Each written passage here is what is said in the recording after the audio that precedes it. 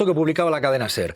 Dice, titular de la SER, Ayuso convierte al Colegio de Abogados de Madrid en el primer centro universitario impulsado por un colegio profesional. Y dice, el gobierno de la Comunidad de Madrid aprobó la creación de esta ICAM Universidad en medio del juicio al exfiscal general del Estado en el que el colegio ejerció la acusación popular. Ella por revelación de secretos contra el presidente del tribunal que considera al fiscal general. Lo digo al hilo, Ernesto, de esto de decir, me voy, que voy a poner la sentencia. Ernesto, fiscal general. Creo que es importante esta querella, ya lo expliqué aquí, lo explicamos nosotros antes que ningún otro medio, de que Martínez Arrieta, el presidente del tribunal que enjuició a Álvaro García Ortiz, fiscal general del Estado, había cometido un delito de revelación, como mínimo de revelación de datos reservados, que es el artículo 417, con el cual han condenado, según sabemos por el fallo, a Álvaro García Ortiz, fiscal general del Estado. O sea, ahora que los comuns presenten esta querella, ¿te parece que es lógica?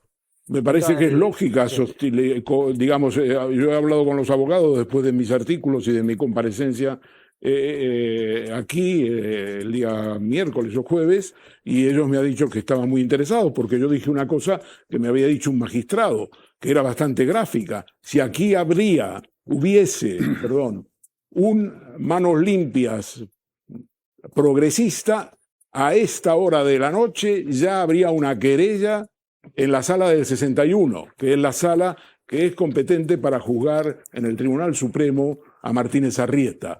Y ellos evidentemente se sintieron tocados porque han presentado una querella en este sentido. Ahora, yo quiero decir que todavía es más grave. Yo había apuntado que se trataba de datos reservados, pero claro, difundir, por ejemplo, el correo de González Amador del 2 de febrero del 2024, digamos, es difundir una información confidencial según un protocolo, no según la ley, según un protocolo firmado por la Fiscalía General del Estado, Colegio de Abogados de Madrid y el Consejo General de la Abogacía Española en 2009. Pero eso no es una ley, es un protocolo entre la Fiscalía y partes privadas. En cambio, lo que ha hecho Martínez Arrieta, y lo digo con fuerza y toda conciencia, es revelar un secreto de la deliberación del tribunal que enjuiciaba a Álvaro García Ortiz, fiscal general del Estado, antes, 2 días antes de terminar las deliberaciones. La Ley Orgánica del Poder Judicial, artículo 233, ya sé que estos datos tan precisos, Jesús, te asustan, dice claramente que el secreto de las deliberaciones es sagrado. La ley de enjuiciamiento civil 139 dice que el secreto de las deliberaciones de un tribunal es sagrado. Martínez Arrieta no solo reveló datos reservados en la línea del artículo que se le está aplicando a Álvaro García Ortiz, sino que es peor, ha traicionado a su tribunal porque ha revelado que él era el ponente de una sentencia que había cambiado de manos, porque la ponente oficial por turno era la magistrada Susana Polo. Imaginemos una situación, que en lugar de Martínez Arrieta, es Susana Polo la que va al Colegio de Abogados y dice, concluyo, me tengo que ir a poner la sentencia del fiscal general. ¿Qué hubiera dicho Martínez Arrieta? Que era el ponente por turno, hubiera puesto el grito en el cielo. Pues le doy vuelta a la tortilla para demostrar la barbaridad. Y vamos a ver cómo Marchena, que ahora está elaborando la querella, es una información que os doy y es primicia. Martínez Arrieta es el ponente, pero le ha pedido a Manuel Marchena, dada la complejidad de la querella y dado que es Manuel Marchena quien sentó como imputado el 15 de octubre del 2024 a Álvaro García Ortiz, que le eche una mano. Y se han dividido el trabajo. Una parte de la sentencia la está elaborando Martínez Arrieta y otra Manuel Marchena.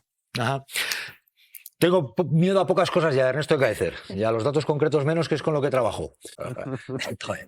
El Colegio de Abogados de Madrid, la acusación popular en el juicio contra el fiscal general es gracias a Ayuso el primer centro universitario impulsado por un colegio profesional. Y no pasa nada, este es el país de la impunidad. Luz verde que consigue el centro por parte de la presidenta madrileña en pleno proceso contra Álvaro García Ortiz. Por eso sigo insistiendo en el respeto absoluto al tribunal. No es la primera vez que el Colegio de Abogados es noticia esta semana, porque hace 2 días supimos... 3 jueces del Supremo que condenaron al fiscal general impartieron tras el juicio un curso pagado por una acusación. Y con esto, señores, concluyo que tengo que poner la sentencia del fiscal. Así concluía esa clase del magistrado Martínez Arrieta y presidente del tribunal a sus alumnos el mismo día que se supo el fallo. Este curso, además, es coordinado por Antonio del Moral, otro de los magistrados que forman el tribunal. No tiene relevancia, quiero decir. Esta clase estaba programada el 18 de noviembre y hasta el día 20 no supimos el cambio de ponencia en el que la magistrada Susana Polo, que quería absolver al fiscal, dejaba el tribunal y ocuparía su puesto Martínez Arrieta. Por tanto, con ese audio revelaba en un curso del Colegio de Abogados ese cambio. Es lo que le importa el Poder Judicial y los ciudadanos a este gobierno. Todo esto en medio de una deliberación histórica. ¿Cómo lo ves? Colegio de Abogados, que consigue el primer centro universitario en el tiempo en el cual estaba haciendo de... Oye, curiosamente, el gobierno de la Comunidad aprueba esto, la creación en medio del juicio del exfiscal general del Estado, donde el colegio ejercía la acusación popular. Bueno, pues esto es una tomadura de pelo, mínimo. Esta es la democracia que defiende aquí Hugo Pereira. Claro. Tema, ¿no? Es decir, hombre, yo coincido con la señora Ayuso en una cosa, y no pasa nada. Porque yo entiendo que algo debería pasar, ¿no? Porque si un centro, que es acusación particular contra el fiscal general del Estado o contra quien sea, donde la señora Ayuso tiene un interés personal, hombre, que de golpe se le dé un dinero y se le conceda ser un centro universitario privado, pues hombre, es aquello que decía Shakespeare en Hamlet, algo huele podrido en Dinamarca, ¿no? Porque claro, es decir... las casualidades creo que en política existen poco. Ya. Dinero sería de forma indirecta, no es que se les... No, directa claro, de forma ya, directa, pero claro, hombre, evidentemente, pero supongo que les premiaba o les agradecía el hecho de ser acusación particular. Hay que entender eso. Entre que estamos aquí, Maraña, no sé si quieres decir algo tú, Pereira y Jesús Maraña. Quiero claves de esto porque, claro, esto que cuenta la cadena SER es muy llamativo. A ver. Es decir, ¿aquí se está jugando o no? Pregunto. A ver, primero, que dieran los cursos, eso es legal, porque de hecho no tenían ni que pedirle permiso al CGPJ, en fin, porque son cursos que tienen que dar para los abogados que quieran trabajar de oficio. Entonces, son cursos legales y que son compatibles según el reglamento de la carrera judicial. Eso punto número 1. Donde sí creo que puede haber un delito es en lo que dijo Martínez Arrieta, uno de los jueces que dijo que voy a hacer la sentencia. Es decir, que porque ahí efectivamente está pues desvelando que va a ser él quien va a ser el que redacte la sentencia. ¿Y lo del centro universitario? A ver, para empezar, el Colegio de Abogados de Madrid sabemos que hay unas cuantas voces, no pocas, que ya han elevado su protesta porque no se entiende que haya ejercido esta acusación particular. Que se haya dedicado el Colegio de Abogados no está para poner querellas a instituciones del Estado. Lo dicen, miembros ilustres del Colegio de Abogados. Y en este caso, además, no olvidemos que en el juicio oral, en la instrucción, escuchamos precisamente al novio de Ayuso decir que él no había autorizado el famoso correo en el que reconocía fraude fiscal. Y luego llega el abogado y dice, hombre, ¿cómo voy yo a enviar un correo así sin la autorización, el visto bueno o la indicación de mi cliente? Hay, como mínimo, un testimonio falso en esa... Bueno, pues a mí me parece que un colegio de abogados, o bien lo que hace es querellarse con un señor que deja a un abogado en la estacada, en un trámite tan importante como declarar en un juicio en el Supremo, tendría más motivos para estar en esa causa de esa manera que en la que ha estado, que ha sido intentar cargarse o ayudar a cargarse al fiscal general del Estado. Y aunque no sea ilegal que participen magistrados en un curso que organiza una acusación en un sumario en el que está decidiendo esos magistrados, hombre, estético no es, vuelve a romper la apariencia obligada de imparcialidad. Y sobre todo aquí, yo es que no creo en las casualidades, en política menos, pero esto evidentemente no es casualidad, esto es pagar por los servicios prestados. Todo este juicio huele a chamusquina, evidentemente Hugo no puede... No, por Dios, nada, en realidad. Quiero preguntar enseguida al patio. Por cierto, un elemento más, lo del fiscal general. La Asociación Progresista de Fiscales insta al Tribunal Supremo a que publique la sentencia. Han pasado, dicen, 8 días, se conoce el fallo, pero no la sentencia con la que se condena al fiscal general. Y hay un comunicado muy duro. María Molero, cuéntanos. Así es, Jesús, duro comunicado de la Asociación Progresista de Fiscales que insta al Supremo que publique inmediatamente esa sentencia del fiscal general, tal y como recoge el Diario Público. Expresan además en ese comunicado una profunda preocupación porque hayan pasado ya 8 días desde que se ha dado a conocer el fallo y todavía no se haya publicado la sentencia en cuestión. Alegan desde la organización que quien es condenado sin conocer los fundamentos de la condena queda expuesto ante la sociedad y que solo puede describirse, dicen, como una forma de violencia institucional. ¿Y cómo interpretáis esto, Jesús Maraña, Hugo Pereira? Bueno, hemos escuchado además cómo el presidente del tribunal en mitad del juicio se va de un acto diciendo me voy a ponerle la condena al fiscal general. Es decir, es como mínimo la apariencia de imparcialidad a la que está obligado un tribunal y más en el Supremo, con más decoro todavía. Pues esto ha volado por los aires. Me voy a poner la sentencia, dijo, me voy a poner la sentencia. Claro, sí, perdón, la sentencia. Solo faltaría que dijera además la... Sí. Bueno, en fin, yo creo que esa apariencia está rota y después de haber anunciado el fallo, que deja absolutamente, una vez más, porque no es la primera, en la indefensión absoluta al condenado, porque no sabe a estas alturas por qué está condenado y, sin embargo, dimitió de su cargo sin saber los motivos, ¿no? ¿Dónde están los fundamentos y las pruebas para esa condena? A mí me parece que es un atropello importante a la presunción de inocencia y esto debería tomarse nota fuera quien ocupara un cargo como la Fiscalía General del Estado. ¿Qué está ocurriendo aquí, Pereira? Pues yo creo, siempre, o sea, yo he criticado el fallo que adelantara esa condena, siempre lo he criticado, porque creo que al final es una pena el telediario, pero es que en este caso se iba a saber sí o sí la condena, me refiero, porque si la ponente inicial estaba en contra, por tanto, de condenar al fiscal general del Estado y se apartaba y pasaba a ser el presidente del Tribunal Supremo el que, bueno, pues redactara la sentencia, todos íbamos a ver que la condena iba a ser, o sea, que la sentencia iba a ser condenatoria, punto. Entonces, en este caso, sí o sí, sí vas a ver, bien con fallo o bien sin fallo, porque es que la ponente, que es progresista, si se aparta, pues ya sabemos que va a ser condena. Bueno, hay una cuestión previa, Hugo, si me permites. En este caso, en fin... Es que el margen para debatir un fallo tan importante como este, desde luego, fue nulo. Es decir, estaba claro que la decisión estaba tomada por 5 magistrados, porque si no, el margen de tiempo para debatir eso... Claro, también ha habido un documento, un comunicado que ha hecho la Unión de Fiscales diciendo que, oiga, y aquí me estoy yendo al caso del fiscal general del Estado, que dice... necesita conocer ya la sentencia porque esto está generando una indefensión. Bueno, yo no tanto como defensión, yo diría una incertidumbre sobre su situación. Él no ha perdido la condición de fiscal de sala, lo que sí, además, él ha renunciado a su condición de fiscal general. Y yo ya lo he escrito, se puede anticipar el fallo, pero es que esta sentencia es muy compleja.